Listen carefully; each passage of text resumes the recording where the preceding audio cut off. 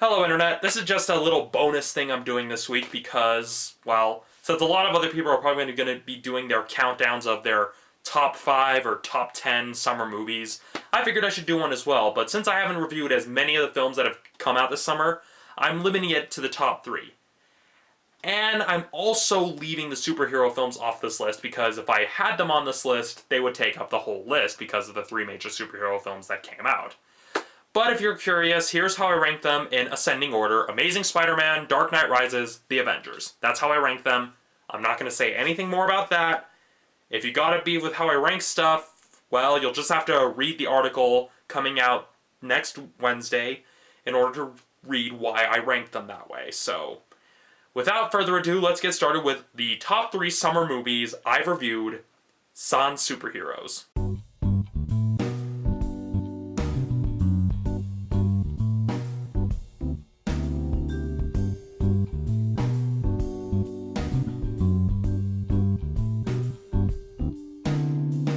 So coming in at number 3 is Ted. Now, I personally didn't really enjoy this film as much as other people have, but in the case of... Let's try that again. Coming in at number 3 is Ted. Now, I personally didn't enjoy this film as much as some of my friends did, because again, I'm not as huge a fan of Seth MacFarlane.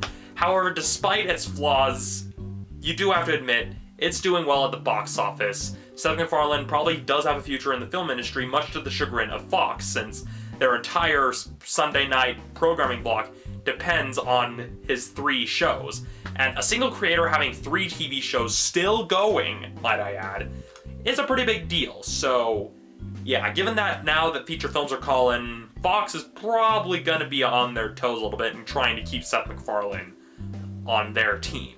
As for the film itself, it had a lot of bad jokes, and it was just super long, but I was still moderately entertained because although there was the great amount of bad jokes, there was still the good amount of good jokes, particularly the opening and closing narrations by Patrick Stewart because of just his delivery of it. So if you're gonna watch Ted, I recommend either watching it at a dollar theater or just renting it on Netflix when you're having like a guy's night out, or if you just have a bunch of friends that you like to hang out with and watch comedies with, then rent it on Netflix, see it at a dollar theater. You don't really need to pay full price for it, at least like I said in the video. But that's my number 3 is Ted. The film I'm putting at number 2 is Prometheus. Now, this film had a lot going for it. It had some really good build-up, some really good suspense, but that third act, I don't know what happened in the third act, but it just took a bit of a nosedive in the third act.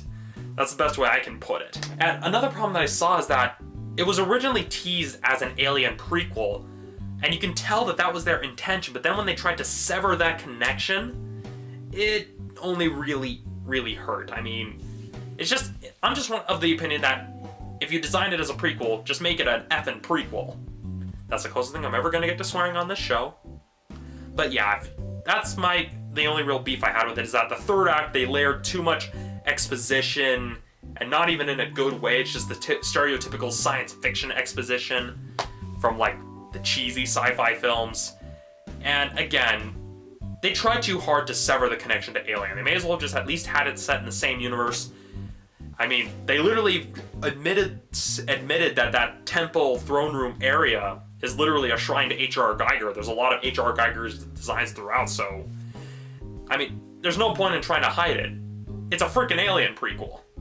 Just let it be an Alien prequel. Now, the reason why I'm placing this at number 2 is that, as compared to Ted, this film definitely had a lot more effort put behind it. I mean, despite its flaws, it still had a great deal of effort, a lot more effort than Ted had. So that's why I'm placing it at number 2. For number 1, I'm placing Snow White and the Huntsman. Now, I'm probably going to get a lot of flack from people saying, oh, why are you placing that film above Ridley Scott's masterpiece or something? But this film is definitely a lot more planned out, and it had fewer flaws than the previous 2 I mentioned, because the only real issues I had was essentially the lack of direction they gave Kristen Stewart. I mean, she can act, and in the scenes where she was actually doing something, she showed emotion, she showed she was actually trying, but with a lot of the scenes where she had that same dull surprise face, I'm probably gonna attribute that more to the director, because it shows in those scenes that she wasn't really given a lot to work with, which is something I've seen with actors on independent stuff that I've made at the college, that I've worked on with other people at the college, is that when they don't give the actor good direction, there's not a lot they can really do. And so it's tough. And the only other issue I saw with it was that there was the lack of focus on our quote-unquote protagonist being Snow White and its length. But overall, it was still a better crafted film. And so that's why I'm placing it at number 1, is because it went above and beyond, and the fact that it didn't try to come out the same week as Mirror Mirror worked to its advantage, because by the time it came out, a lot of people forgot about Mirror Mirror and kind of tossed it by the wayside. The only thing that could have really improved that film is that if they either gave Kristen Stewart a lot more direction, or if they had a much more charismatic actress in that role, then the film would have been a lot stronger. And that's all I really have to say. Those are my top 3 summer movies that I've reviewed without the superhero films. And so, yeah, that's my picks. You can comment below if you agree or disagree. Just keep it clean. That's all I ask. And I'll see you next week for the next episode of Romney's Reviews. See you then.